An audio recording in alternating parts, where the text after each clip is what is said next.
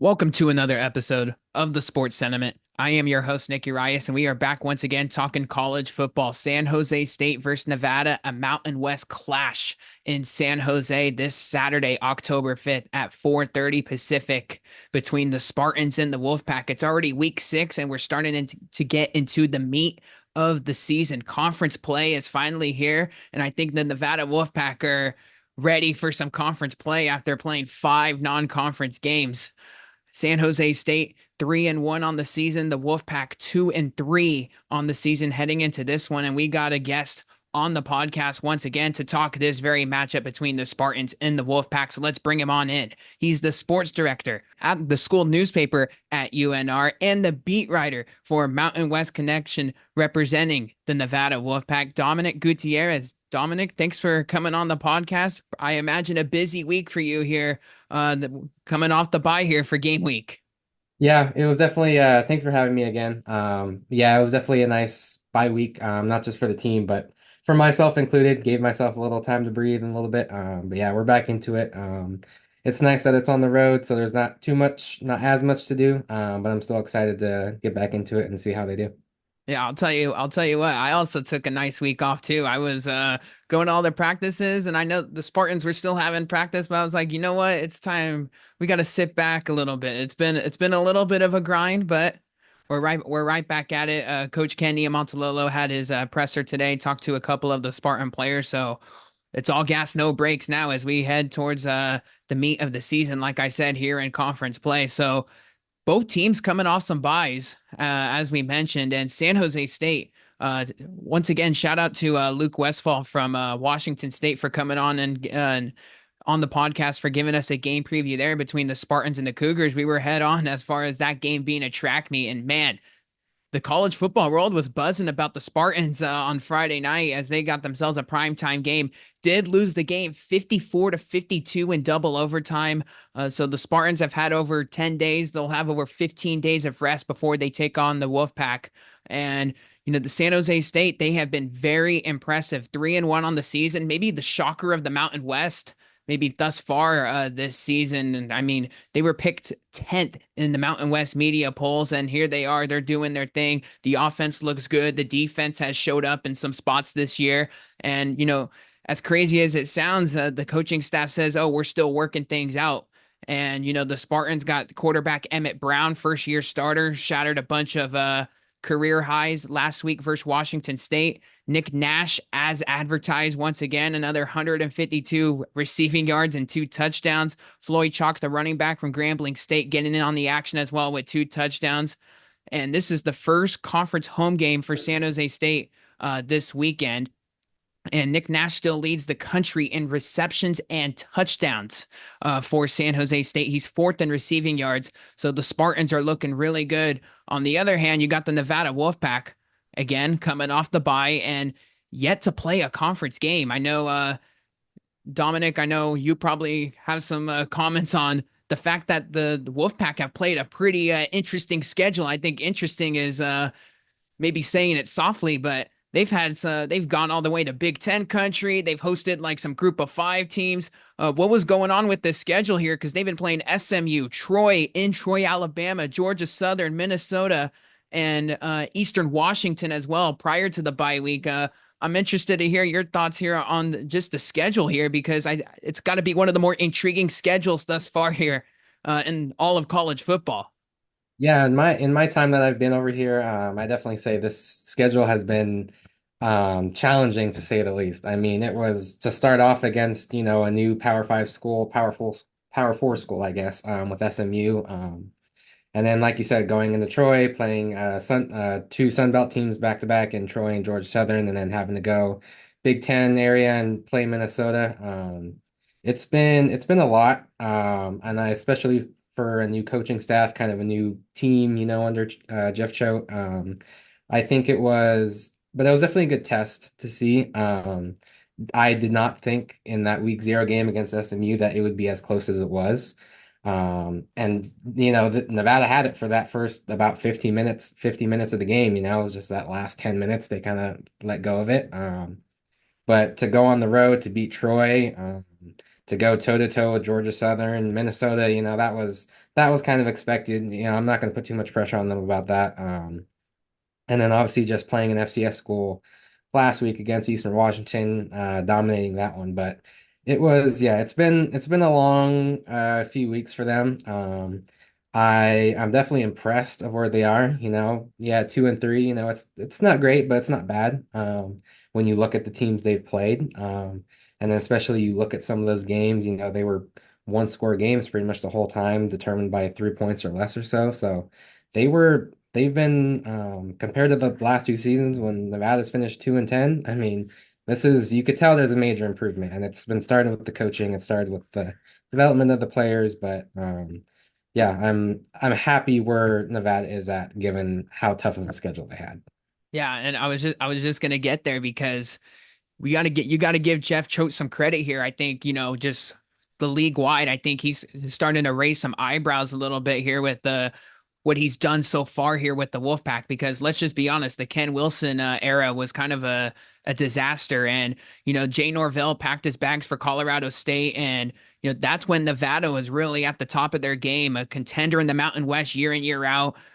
They had Carson Strong. They had some really good receivers, and eventually, a lot of those receivers, ironically enough, marched their way to San Jose. But man, I mean, you got to give Jeff Choate a lot of credit for what he's done. I mean, I think he surprised the whole country for what he did against SMU. The fact that he pretty much slowed down the entire explosive offense of the Mustangs.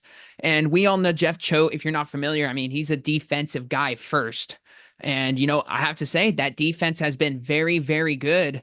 To start out, I know Drew Watts, we'll get into him a little bit more, but he's been the household name there for the Wolfpack for years. I know your other linebacker, Mati Alona, has been pretty good as well. And I have to say, the Wolfpack defense, it's even gotten my eyes here a little bit because, even though Nevada is in a rebuild, and, a lot of people thought San Jose State was in a rebuild coming into the year here, but that defense is playing really feisty right now. And, if you're the Spartans, you got to be a little bit worried heading into this one. Your analysis here, Dominic, on just the Wolfpack defense as a whole here 5 weeks in. Yeah, like you said, I mean, I've been impressed with it, and I think what's nice about the Wolfpack is even during those 2 years of the Ken Wilson era, we've seen the defenses. It's kind of been more of a staple over the offense in the past couple years for Nevada. Yeah, Jeff Choate, he's elevated this defense massively throughout these first 5 games. Like I said, the only mishap you could say was probably that Minnesota game. And again, Big Ten school in their house, that's going to be challenging no matter what. But even during that game, they held their own for the first, about 15 to 30 minutes of that game. So I like what I'm seeing from them. It's hard a little bit because you look at games like that Georgia Southern loss, even the Troy win and the SMU loss, where the game's coming down to the final, 15, 10, 5 minutes. And for that Troy game, it worked out. Nevada's defense was able to get that stop, get the win. But then you look at a game like SMU and Georgia Southern where they couldn't hold it down. The offense maybe gave up, went a little cold and the defense just couldn't keep up. So I would say just finishing out the game, that's my biggest thing. But yeah, I've been extremely impressed with how the defense has been playing so far. I think even with how well the offense has been doing in certain aspects, I think it's going to come down to, especially for this game against San Jose State, it's how much Nevada can contain that San Jose State offense, especially because I know you guys have been slinging the ball around and everything pretty well, especially we saw in that Washington State game. So it's going to be a tough one for them, but I think to start off conference play, that's a good test to have. Most definitely. I want to pivot towards the Wolfpack offense here a little bit because this is a strong unit on the ground, and it all starts with the quarterback and Brendan Lewis. He spent a few years at Colorado when before the Deion Sanders era, and this is his second year in Reno. The quarterback play wasn't great last year. But Nevada hit the portal a little bit, brought in some receivers, recruited some young guys, and the running backs along with Brendan Lewis at quarterback has been pretty good. And Lewis, 868 passing yards, 7 TDs, 4 interceptions, but he leads the team in rushing attempts with 66, and he has 272 rushing yards on the season with the touchdown. I'll tell you what, Dominic, the Spartans have dealt with, ironically enough, a mobile quarterback, and you can throw in this week. Every single game has had some sort of mobility at quarterback. They really haven't had, pretty much that statue in the pocket that's pretty much just going to make all their throws within the tackle box. So, this is nothing new for San Jose State, but I feel like it starts and finishes here, obviously, with the quarterback and Brendan Lewis. And if he can have success, I think the Wolfpack offense as a whole will be able to put up some points in this one. Yeah, Brendan Lewis, and it's been night and day compared to what we saw from him last season into going to now. Last season he was not at all what Nevada fans thought he was going to be coming into this program. And now you see this year he's the true dual threat quarterback guy that we thought we were getting when he first transferred from Colorado. And again, credit to that coaching staff. It's night and day between that Wilson era and the Choate era now. They've unlocked Lewis's potential greatly. Like I said, they're allowing him to make his own plays when that pocket collapses. He does well at running out. Again, leading rushing attempts. He's been all over the place, and he's been getting it done in the air too. Obviously, getting it done with his legs has been incredible for us. But he has the arm capability, and we've been seeing it. And up until that Minnesota game, I believe he didn't have any interceptions going into that Minnesota game, and that's when he got his first three. And then that fourth one was a Hail Mary throw at the end of the first half against Eastern Washington. So he hasn't been bad on both sides of the ball when it comes to the running and the passing. So we're seeing that perfect, dual threat guy that we've been wanting. And it's complementing the rest of the game well, especially that run defense or the run offense that you mentioned. I mean, Nevada's averaging 193.4 rushing yards a game. That's fourth best in the conference. Um, they've surpassed over 200 rushing yards in this last three of the four games, I believe. Our running backs have been killing it on the ground. So and like I said, that all starts with the quarterback. That all starts with Brendan Lewis. And he's been complementing that offense well. He's getting the ball downfield. He's making his own adjustments and finding holes, whether that's in the air or on the run. So, yeah, I would definitely say for any school in this conference, it's not that same Brendan Lewis you might have seen last year. It's a whole new guy out there. Yeah, and if Lewis can get success in this game, just taking off on whatever down and distance it is and just, making it a third down and reasonable or a third down and short there with his legs, and then you could just go ground and pound with the guy like Savion Red or Patrick Garwos came out and done some good things for you guys as well. Your wide receivers, Cortez Braham, I've been impressed with him. Came from a Power Four school, if I'm not mistaken. And he's done some really good things. Jaden Smith is leading the team in receiving here for the Wolfpack offense. I mean, what have you seen in those guys thus far? Because the wide receivers, I know it's in my estimation, just from watching the SMU game from start to finish and checking in and out on some Wolfpack games throughout the non-conference slate. It seems like you guys are a run first team, and then you guys kind of make your way. And if the run game is getting extremely comfortable, that's when you guys can hit your receivers, and then Braham is off to the races for a 50-yard explosive. So is that the way things are going here? And it's from my estimation, it's all going to start here with the ground game, and then that's when things can open up. Yeah, definitely. This Nevada offensive identity, it started with the run game ever since week zero. And like you said, you mentioned, Garwell the third and Savion Red, and they've opened up immensely. And then you power in Lewis. So of course that run game, that's going to be the focal point for the rest of the season. I know Coach Choate, he had his weekly press conference yesterday on Monday, and he hit that hard, like this offensive identity, it's going to be on that run game. But yeah, Nevada has some dogs in that wide receiver group. I mean, and I will say heading into this season, I wasn't too confident in what the wide receiver room was going to look like. Nevada lost a lot of its starting wide receivers from last year, and going into it. And the wide receivers that they did have coming in, there wasn't a whole lot of experience there. But they've definitely proved me wrong. I mean, Marcus Bellon, Jaden Smith, like you mentioned, Cortez Braham, they've been all over the place. They've been having games where they're over 100 yards, close to 100 receiving yards. They're getting in touchdowns, so it's um it's a Nevada offense that I think we haven't truly seen since that Carson Strong era, Romeo Dubs, all of those guys. And yeah, it's been to see the passing game complement the rush game so well. I think it's surprising to see that um, not only the fact that Nevada is in the spot right now of 2-3, but knowing that with how well the offense has performed, especially in these close games, they easily could have had another, 2, 3 wins added to their column right now. And yeah, like you said, that those were wide receiver cores and that offense in general, it surprised me a little bit. But yeah, definitely the rushing game is going to be that focal point of the attack. Not sure how too well San Jose State's rushing defense is against that.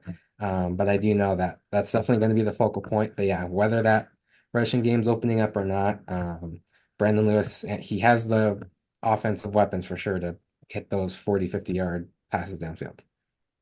Yeah, as far as the rushing defense is concerned, I mean, last week or 2 weeks ago, from when they played Washington State, it wasn't good at all. And it just turned into one of those games when you're watching San Jose State and Washington State in the first quarter. It's one of those ordeals where it's like, all right, whoever has the ball last here is going to win it, and that's practically what happened. I mean, the game went to double overtime for crying out loud.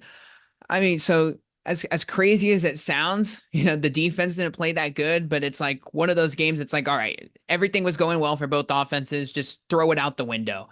And but overall, the Spartan rush defense has been pretty solid. I mean, they did get torched in week 1 versus Elijah Toe Taliver, the Sac State running back, and he had like over north of 120 rushing yards. They did pretty good against Air Force.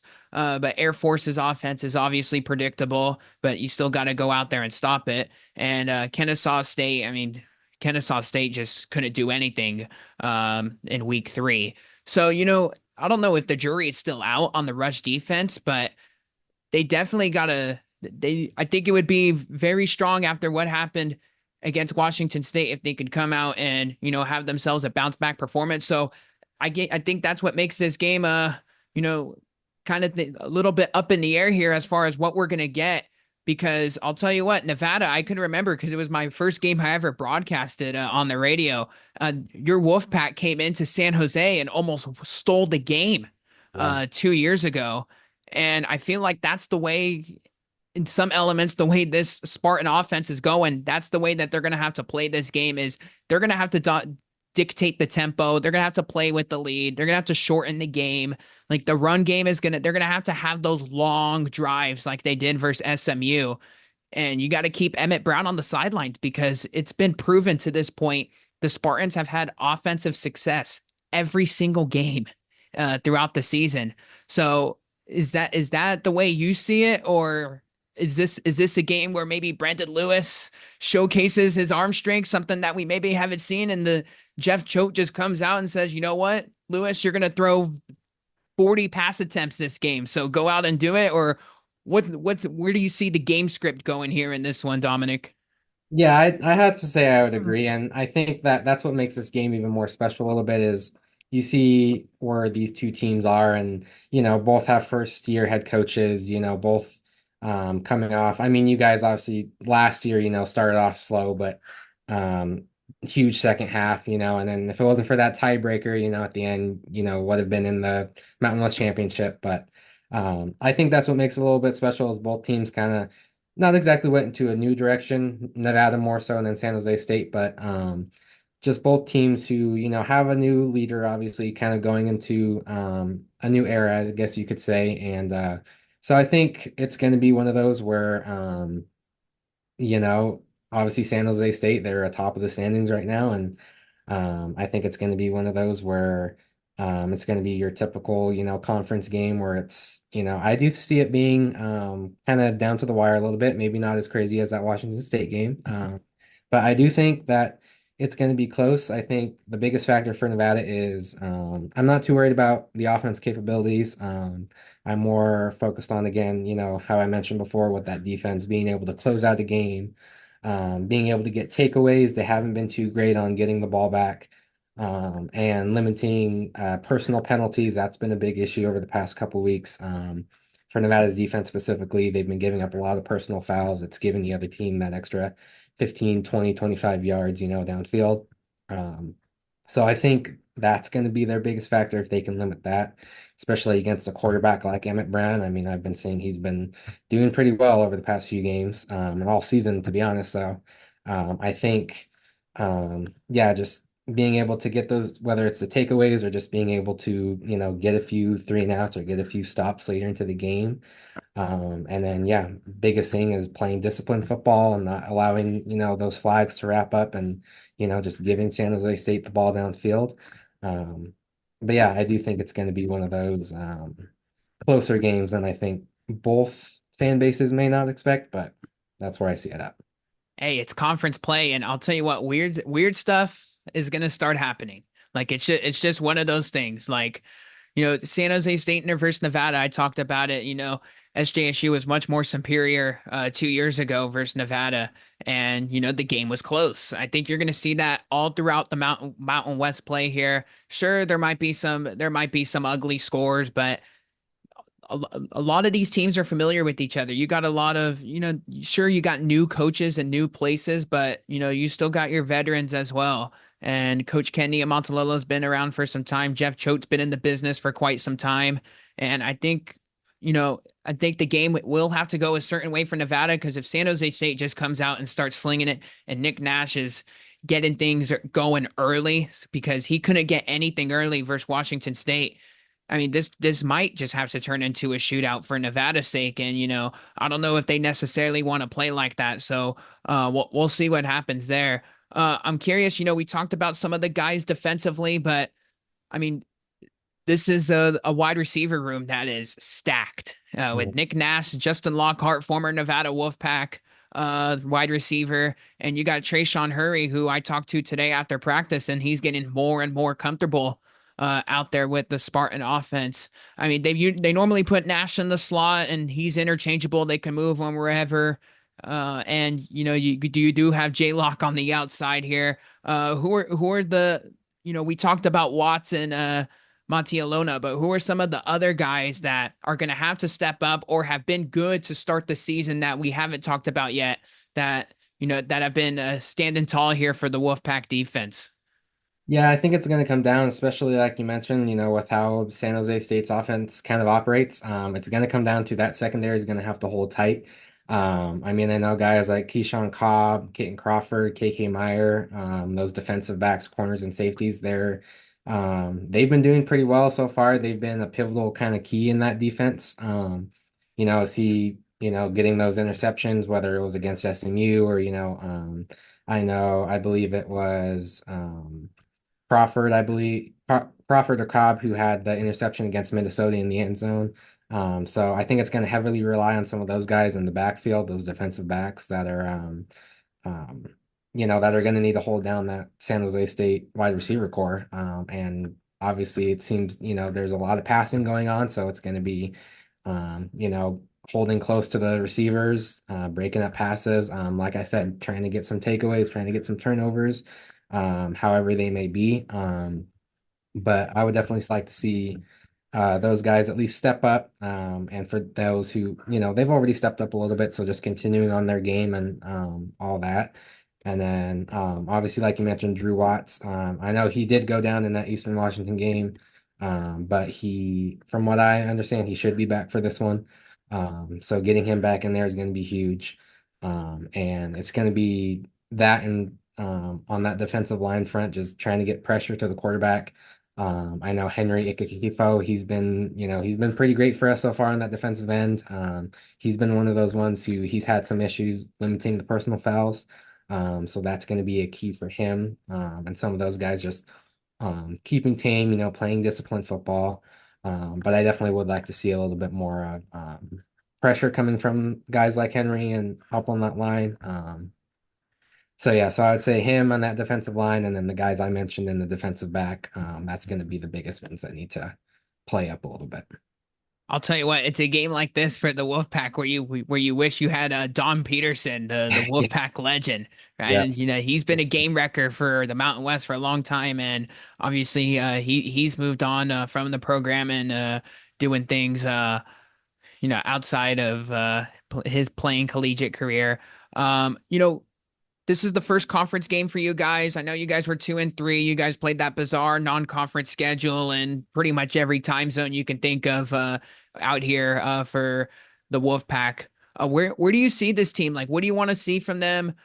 Because in some ways they're kind of a little bit of a question mark here going into Mountain West play, like with that bizarre schedule. So, do you want to be competitive at home, just competitive overall? I mean, this is a rebuilding program, and I have to say, from what I've seen, they've been pretty impressive given from how low the bar was set coming into the season. So, what do you want to see here from the Wolfpack team overall? And is there a certain win mark? You guys are at 2 wins right now. Is there somewhere you want to be here to say, okay, maybe that this is a good year one under Jeff Choate? Yeah, I think in terms of win wise, I mean, one, it would definitely be nice to get over that 2-win mark that they've been stuck at for the past 2 years, where they finished 2-10. So I think whether they get that win this week against San Jose State or in the future, just getting over that hump and getting to that third win, I think that's going to be huge for the program.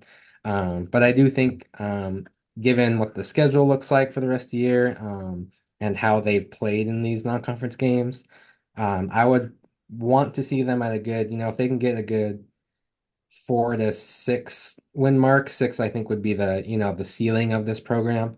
But you get 4 to 5 wins. I think that really shows that there was improvement, especially with some returning guys from that Wilson era that you like Lewis, who you came around and they turned around and just you opened up the potential a little bit for them. So I think that 4 to 5 win mark would be good. I'm not expecting a bowl game out of them this year. If they get that, obviously that exceeds expectations by a wide margin. But just at least a couple more wins over that 2-win mark, and you have something to go into next year. In terms of just how they play in general, I mean that game against Eastern Washington, that was Nevada's first home game or home win since October of last year. So it's been a while since they got a win at home.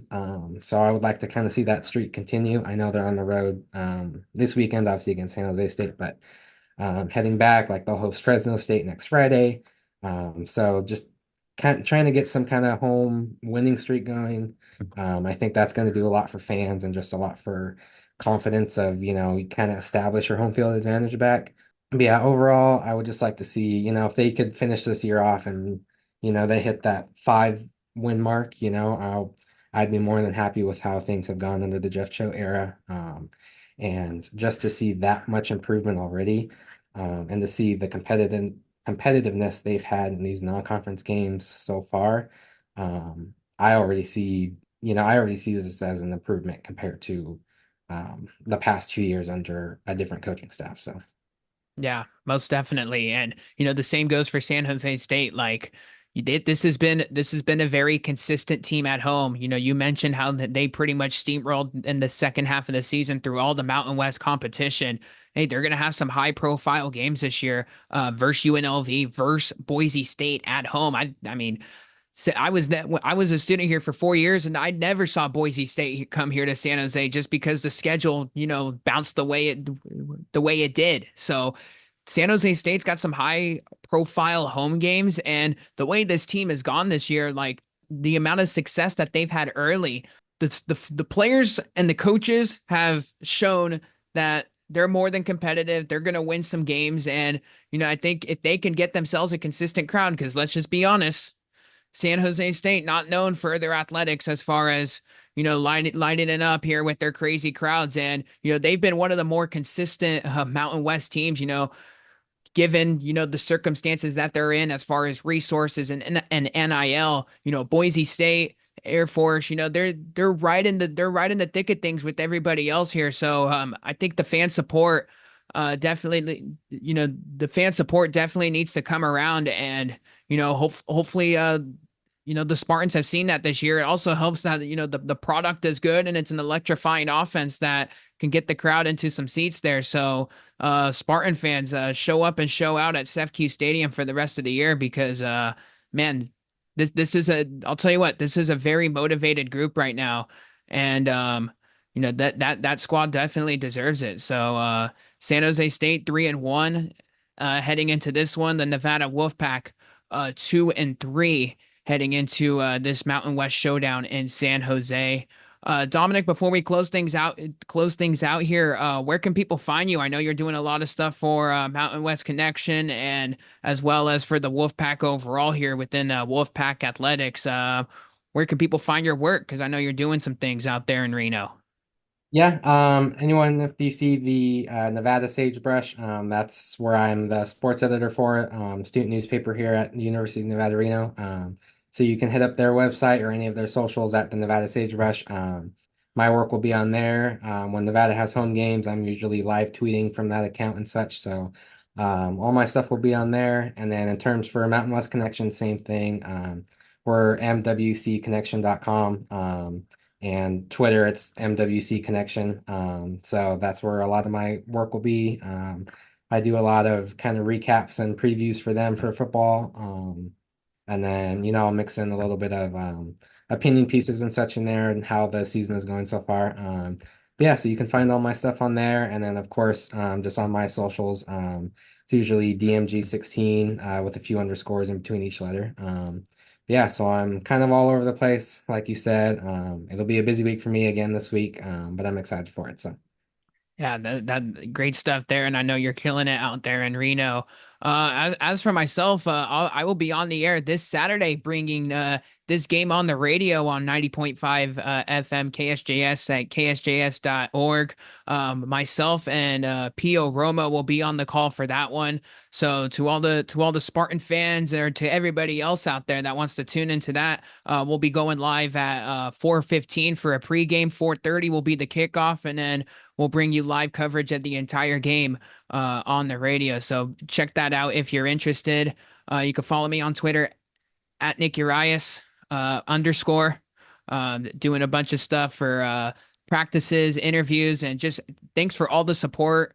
Dominic, thanks for coming on. We're keeping the streak going here. We've gotten a game preview for every single opponent for San Jose State, and thanks for keeping that going. And we got some good things going here with San Jose State athletics, and we got a special announcement coming very soon regarding the basketball season. That I'm excited to announce here in the next week. So keep your ears peeled for that because the basketball season is rapidly approaching. But Dominic, thanks for coming on and talking some Spartans and Wolfpack, and most definitely looking forward to talking to you down the road. And best of luck out there throughout the season, and for yourself included. Yeah, you too. Again, appreciate it for having me on. It meant a lot. And to you as well, appreciate the work you've been doing. I've been checking you out as well. And just keep up that and everything. It's been great. And yeah, I'm looking forward to how this Saturday goes. Obviously, hope it goes Nevada's way, but we'll see how that works. So yeah, best of luck to you guys as well. And thank you again. Yeah, appreciate that. Once again, I am your host, Nick Urias, and be sure to subscribe wherever you get your podcasts.